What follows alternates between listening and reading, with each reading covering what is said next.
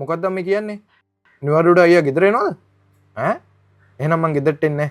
යාළුවෙක් ගෙදර ගිහින් නවතිනවා. මං කියන දේ අහලා අයියට බොන්න මොන හරි ගේන්න. උඹේ අලුත් බයික් එක සුපිරිමද?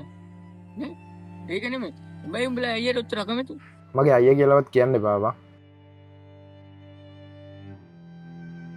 ඒ මල්ලි ලබන සති විභාගේ නේද? මොකද බං ෆෝන් එක බන්නේ? ගිහින් පාඩම් කරන්න. මට පේන්න බෑ. මෙච්චර කාලෙකට අපේ අම්මා තාත්තවත් බැනලා නැහැ.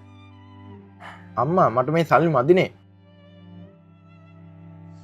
මොකටද ඔච්චර සල්ලි? දෙන්න එපා මේ මූට.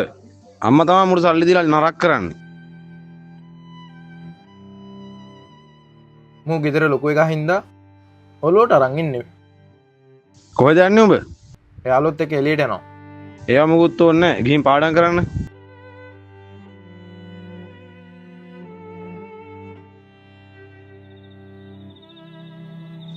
මල්ලි දැන් වෙලාව රෑ 11ටත් කිට්ටුයි. කොහෙද මෙච්චර වෙලා ඇවිද්දේ?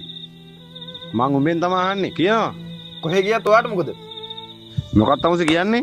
අයියෝ ඔයා ගන්නද? මගේ දේවල් වලට ඇඟිලි ගාගෙන ඉන්න එපා. ඔයා අයියා නිසා නිකන් ඉන්නේ. නැත්තම් කරන දේ දන්නේ නැහැ.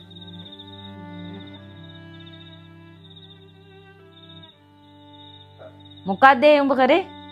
අයියා කවුරු කියලාද උඹ හිතන්නේ? උඹේ පන්ති සල්ලි ගෙවලා හැමදේම බලාගන්නේ කවුද? උඹ ඇඳන් ඉන්න ඇඳුමේ ඉඳන් හැමදේම අයියා අරන් දුන්නේම තමයි. උඹ ඉගෙන ගන්න ඕන හින්දා තමයි අයියා වෙන පළාතකට වැට්ට ගියේ. අයියා උඹට සැර කරේ උඹ හොඳ තැනකට එන්න ඕන හින්දා. පුතා මල්ලි ඉගෙන ගන්න එක නවත්තලා වැඩට යවමුද? එපා අම්මේ. එයා තව ඉගෙන ගන්න ඕනේ. ගෙදර ප්‍රශ්නත් එක්ක පන්ති සල්ලි ගෙවන්න මගේ අතේ සල්ලි නැහැ. අම්මා මං වැඩට ගිහිල්ලා එයාගේ වියදම් ටික බලා ගන්නම්. එයා හොඳට ඉගෙන ගන්න ඕනේ අම්මේ.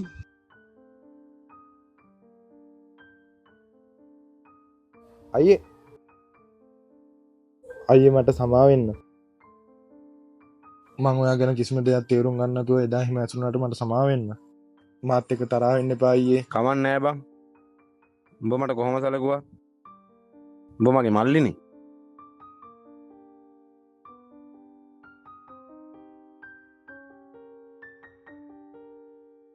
පරිස්සමෙන් අයියා.